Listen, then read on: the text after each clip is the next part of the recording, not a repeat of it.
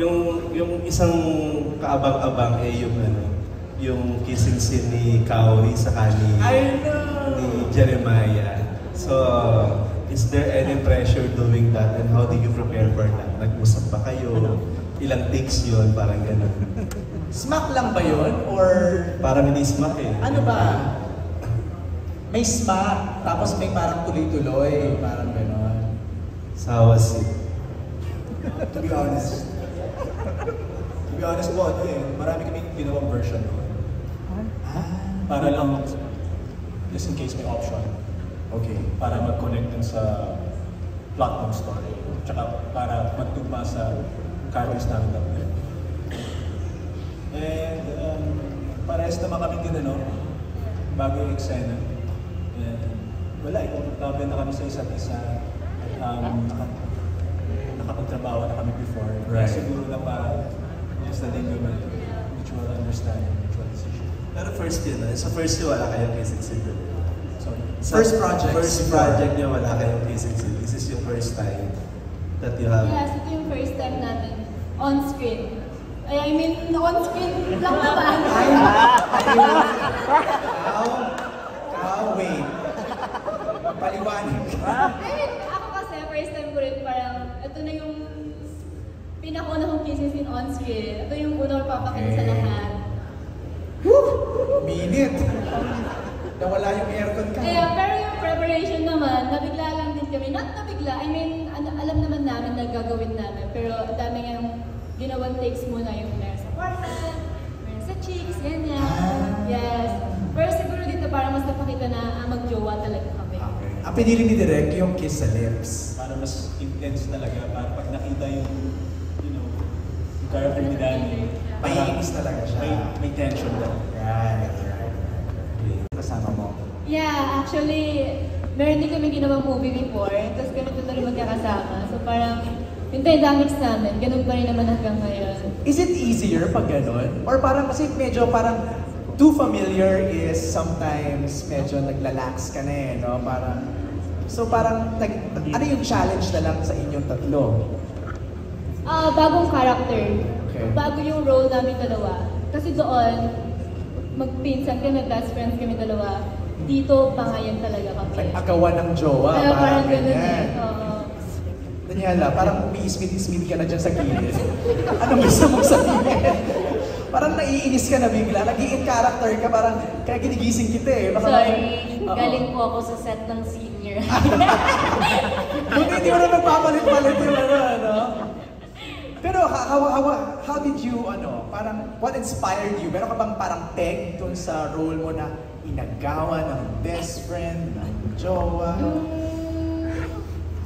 Well, kasi when bago mag-shoot ng Fractured, I was talking to Direk Tom about my character and we decided to make it like somehow different. Pero, I don't know, parang lumabas na natural ako yun. So, I don't know. Kaya nakatawa kanina, yung character ka ba? It's just me po. It's just you. Maya, ano naman ang pakiramdam na pinag-aagawa ng dalawa? Na naipit ka sa gitna? Ito, ganyan na lang ako sa mata. Mabasa din ako pinagdadaanan ng aking soul. Ng iyong soul, ng iyong kaluluwa. Torn, syempre torn. Torn, no? Ma-unravel natin yan in the next yan ang dapat nilang abangan. Una tong tatlo, si Daniela, si Jeremiah, at si Kaori. Una-una, Daniela and Jeremiah, congratulations kasi you're playing remarkable roles sa Break My Heart sa senior high. Yung inis level namin sa inyo. So, ngayon kasi ibang-iba yung characters dito sa Fracture. As I saw kanina. So, how do you actually prepared for this? Na ma-differentiate to. And then for Kaori, parang dito kita nakitang sobrang palaban sa lahat ng nagawa mo. And I'm looking forward na mas palaban pa sa mga next episode. So, paano na-bring out? Kasi you've always been known as yung magiging medyo quiet-quiet, alam mo naman yun all this year. So, paano yung preparation for this? Sa'yo muna din yan. Well, for me, hindi ako umarte, hindi ako kumbaga nagkaroon ng project after more than a year. So this was like my comeback project, si Fractured. So dito na lang ako ulit umarte. And then when I found out about my character, syempre nag-diet ako. Tapos yung pagdating ko doon, nag-tan ako agad as in nagbababad ako sa sun. Pero kasi I relate so much sa character kong to kasi she's an aspiring actress din si Sofia. And during my break times, I always try to look back in my past na parang paano ko ilalabas. Ayun, parang I relate to it. So, kung ano nakikita niyo dito kay Sofia, yun ako. So, gano'n. Galing mo kasi. Thank you. Of course, Jeremiah. Preparation. Yes. Nag-unbreak on my heart ka na ba nung ginagawa? Or naunang unbreak or in between? In between and break my heart. So, sobrang challenging sa akin itong character na to. Dahil, kung titignan niyo yung kulay ng character ko dito sa character ko, sa Unbreak My Heart, magkaiba. Sobrang dark ng character ko dito. Sa Unbreak My Heart naman, light. Brings light. So, by the help of Direct Top, buti na lang meron kaming brainstorming, tapos pinazal namin kung ano ba talaga si Ron, ano ba yung pagkatao niya. And syempre, sa tulong na rin ng mga kasama ko sa Excel, give and take. So, And of course, you, Kaomi. Ako naman, as a person kasi talaga, hindi talaga ako kalaban. I mean, papakita ko na lang sa'yo kung ano yung mangyayari sa akin na parang, in a way, parang hindi ako lalaban sa'yo, pero ito yung mangyayari sa akin. Papakita ko sa'yo, yung ganung revenge.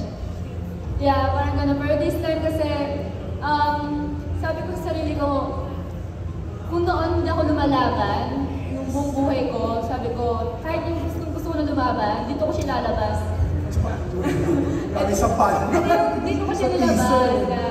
Ganun yung ginawa ko. Kasi realist din siya for me na parang yung buong buhay ko kinikimkim na sa ng loob, sa kung saan-saan man, parang, lalaban ako! Ano nagigigil ako, ganun. kay Daniela mo binuhos lahat. Character niya. Sa character niya. Sa character niya. And yun, congrats girls and congrats Jeremiah. And then of course for Sean and